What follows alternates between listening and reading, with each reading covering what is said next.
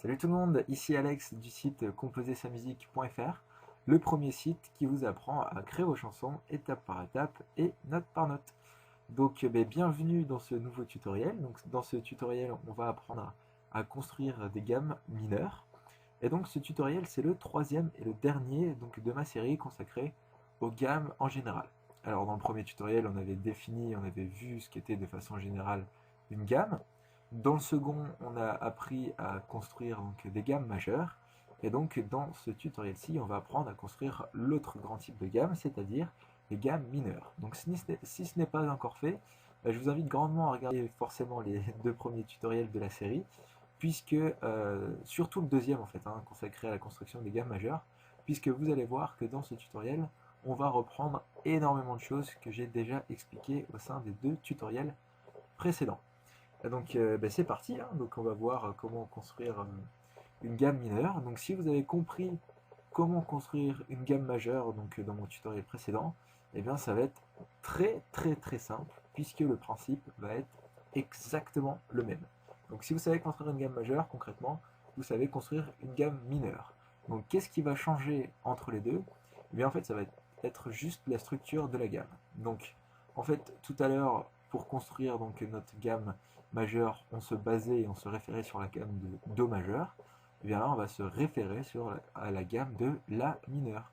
Donc la gamme de La mineur, c'est quoi? C'est la gamme, La, Si, Do, Ré, Mi, Fa, Sol, La. Donc voilà, aucune alternation. La gamme au naturel, donc de La à La, ça c'est la gamme de La mineur. Donc on va calculer les intervalles de cette gamme, voir où se placent les tons et les demi-tons, exactement comme on l'a fait tout à l'heure pour la gamme de Do majeur.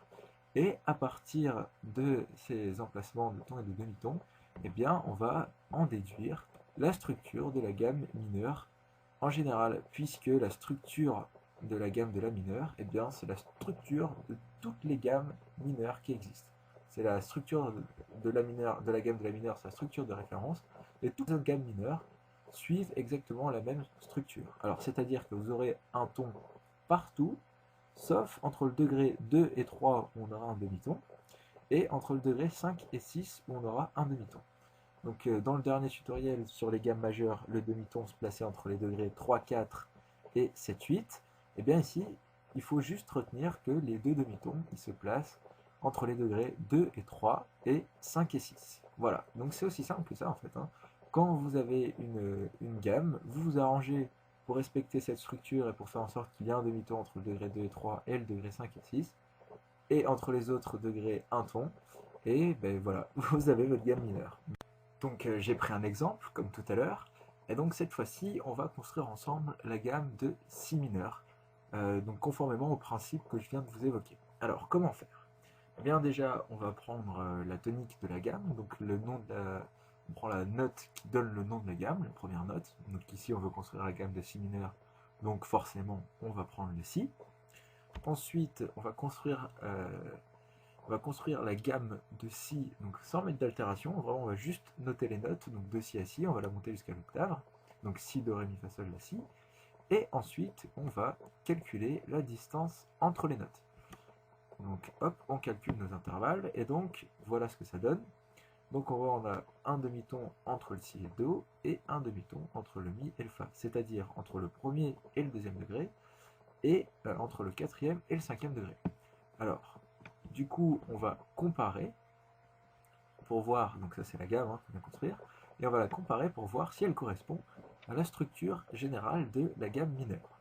Alors ça commence mal, parce qu'on voit que normalement sur une gamme mineure, il faut un ton entre le premier et le deuxième degré, alors que là, entre le premier et le deuxième degré, on n'a qu'un demi-ton. Et on voit qu'il faut un demi-ton entre le deuxième et le troisième, alors qu'ici on a un ton.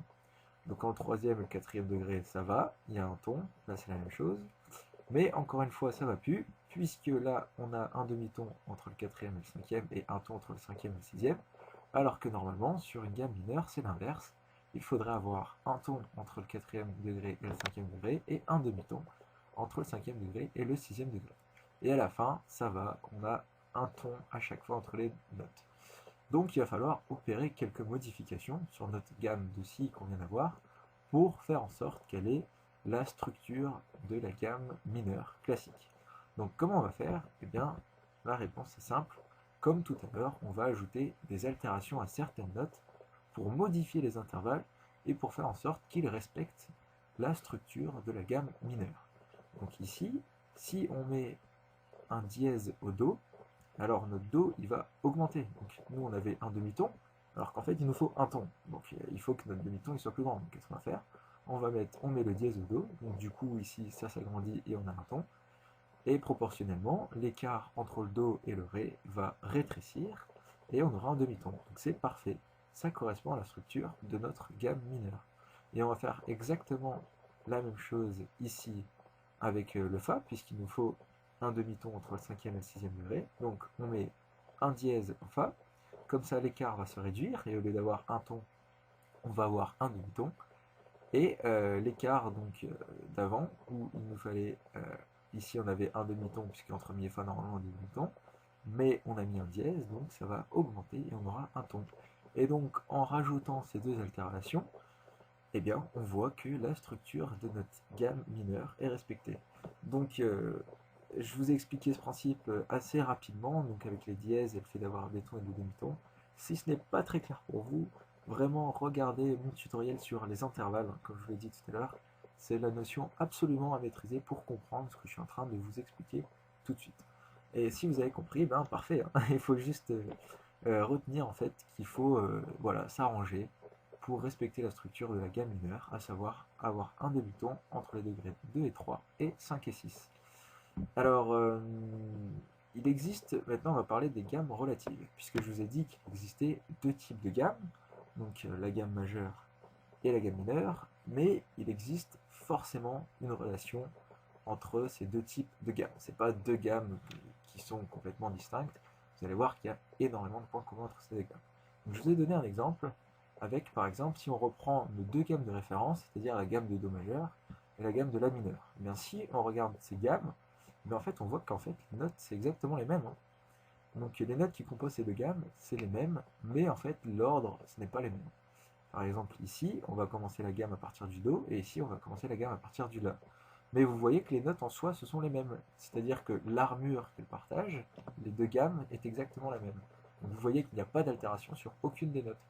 Donc, on va parler, dans ce cas-là, de deux gammes relatives, puisqu'en fait, ce sont les mêmes notes qui sont partagées par ces deux gammes, mais dans un ordre différent. Donc dans un premier cas, on va commencer par le Do, et dans le deuxième cas, par le La. Donc deux gammes qui partagent la même armure, mais qui sont des gammes différentes, c'est ce qu'on appelle des gammes relatives.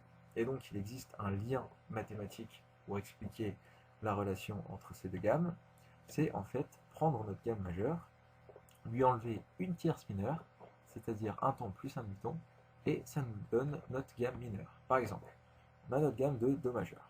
Okay, donc on veut trouver la gamme relative de la gamme de Do majeur, c'est-à-dire la gamme qui va partager la même armure, mais en mineur. Qu'est-ce qu'on va faire? On va enlever une tierce mineure, c'est-à-dire un ton et un demi-ton, pour trouver notre gamme mineure. Donc on prend le Do, on enlève hop, un ton plus un demi-ton, donc entre Do et Si, un demi-ton, et entre Si et Là, un ton. Donc on a bien un ton et un demi-ton, on a bien trois notes, une tierce, donc une tierce mineure, et donc on voit qu'on trouve le La. Donc on prend le Do majeur, on enlève une tierce mineure, et on trouve la gamme de La mineur. C'est comme ça qu'on retrouve la relation entre toutes les gammes.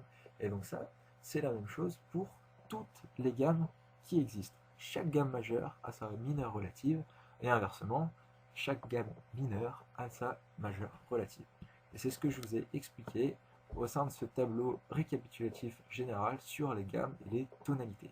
Donc vous voyez que pour chaque armure qui existe, donc armure vierge, c'est ce qu'on vient de voir, ou alors armure avec des dièses et avec des bémols, à chaque fois on a une gamme majeure et de l'autre côté une gamme mineure qui partagent la même armure. Donc voilà, donc et ça, à quoi ça sert les gammes relatives et en quoi c'est important? Et bien c'est très simple, si vous composez par exemple et que vous avez envie d'amener un peu de variation dans votre morceau, et bien vous savez que vous pouvez utiliser la gamme relative de la gamme que vous êtes en train d'utiliser actuellement, puisque l'armure ça va être la même, donc ça va sonner de la même façon, mais en même temps, puisque les deux gammes sont différentes, et ben, ça va apporter un peu de fraîcheur à votre morceau, un peu de nouveauté. Donc c'est super intéressant et c'est super utile en fait, hein, pour la musique, pour la composition et pour l'improvisation, de connaître ces gammes et leurs relatives. Donc et bien voilà, c'est la fin de ce grand tutoriel qui a été divisé en trois parties donc sur les gammes. J'espère qu'il vous a plu. Donc j'ai essayé de couvrir les points essentiels qui vous seront directement utiles.